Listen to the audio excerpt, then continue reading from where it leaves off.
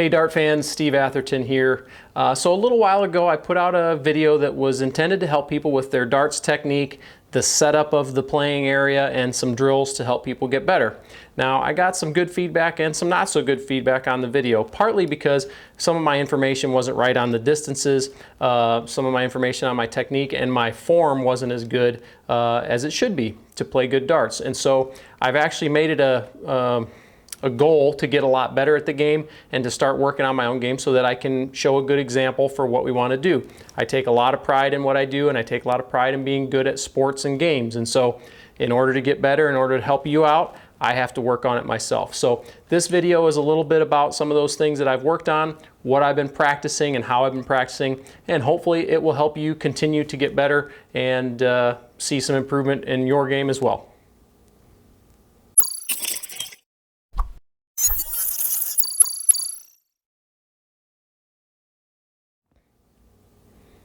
All right, so right out of the gate, one of the things that I had wrong in the last video was the distance from the board to the aki, as they call it. The aki is the line that you throw from.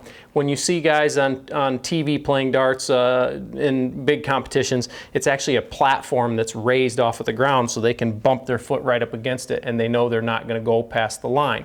But when you just have tape on the floor, the aki, or the line as that's called, is 7 feet 9 1/4 inches from the front of the board. Last time I said it was 8 feet. That's not correct. So 7 9 1/4 from the front of the board to the line.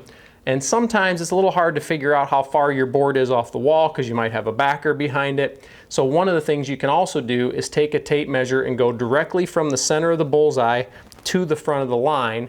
That is 9 feet 7 1/2 inches, and that's how I did it here at my place. I just went right from the center of the bull, direct line to the front of the aki here, and that got my distance to be correct. So 7 9 1/4 from front of the board to the line is the correct distance.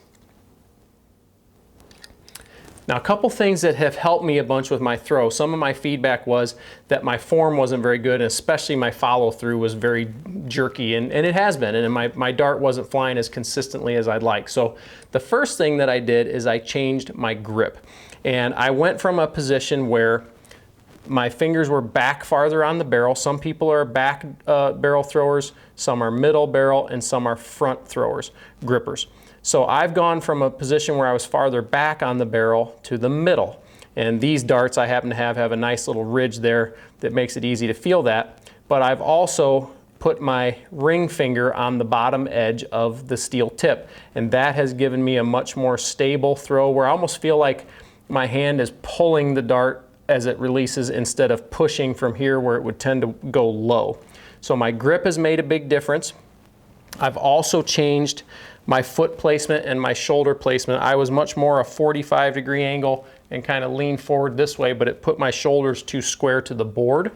So I've now gone to a more 90-degree parallel to the board stance, more lean forward and stable on my front leg, and my shoulders are more turned parallel to this wall so that I can release right out and down the line of my eyes and right straight out of my arm. So the stance, the position of the feet, and the shoulder alignment has helped a bunch. And then the last thing I've been working on big time is my follow through and my release out toward the board.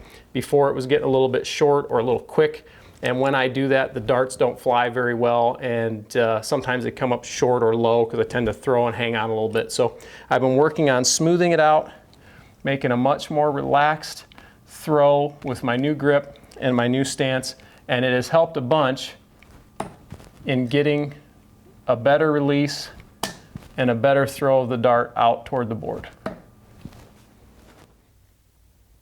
One of the things you'll see it's a little different from my last video is I've been practicing enough and was frustrated enough with how I threw last time that I actually built myself a nice new dartboard light because I wanted to make sure my conditions in here were good for practice. So now what we're going to do is we're going to go through the cricket scoring game, and I'm going to use the My Dart Training app. So I've got the app pulled up here, and all we do is go to Training. They've got several different modules you can use to work on. We're going to go through a couple, but cricket scoring, and then you simply start at 15 And each dart, you just tap what you hit. So if you hit a single 15, you hit single. If you miss it, you miss, etc. It will compile your score and it will keep that over time. So let's run through a round of this and we'll see how we do. It doesn't take very long. It's actually a pretty quick game.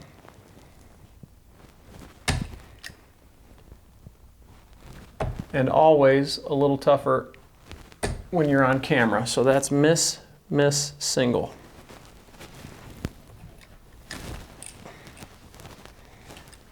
Gotta hit some trips to get a decent score in this game.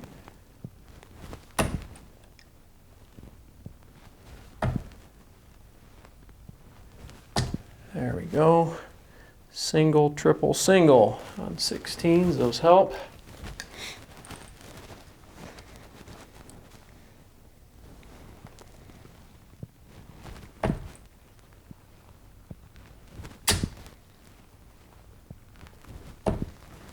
Single, single, single on 17s. I always seem to have one number that gets me every time. But we're going to try not to let that happen here.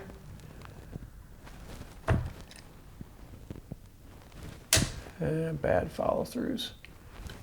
There you go. There's the 18. I hit nothing. And those were all from a bad follow-through. Miss, miss, miss.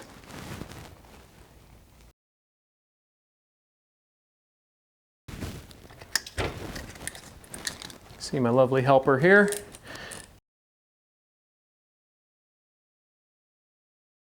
And finally, bullseyes.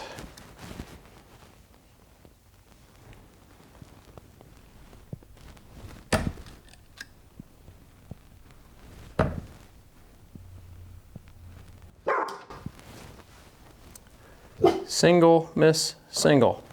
So there we go. That was a score of 13 on that round. So the other training module I've been working on is called Finishing 50. Now I've seen guys do different numbers here. For me, starting at 50 is plenty. So what you do is you try to get out like a 301 or 501 game from 50 points. So the first time you try to get 50 in 3 darts. If you get 50, you move up 10. So now you try to get 60. If you miss in 3 darts and don't get 50, you go to 49.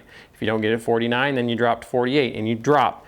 You get 10 rounds or 15 rounds. You can do as many as you want. So what you do, you go right here to Finishing 50 and you set your start score. Start 15 rounds. I'm going to do 5 just for ease of 10 is the lowest you can do, sorry. And increase score after checkout is 10.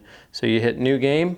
And then you just put whether you checked out in 3 darts, yes or no. Okay, so here we go. So we're going to try to get 50, and it even tells me there I need a 10 and a double 20 would be the best way to check out here at 50. So try to hit the 10 first.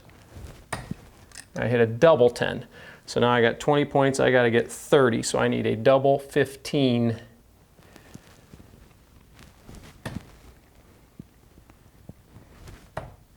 And I hit it. So I hit yes. And now I go to 60 points. Might have been a little lucky, but we got the first one. So now I go for 60. It says 20, double 20. So we go for 20, which I got, and then we go for a double 20, which I hit. So I hit yes. Now I go to 70 points, you see? So once I miss one, or don't get a checkout, then I drop down a point. So now that's a triple 10, double 20 is the way they suggest, and they'll give you different ones. Or you can do your own math.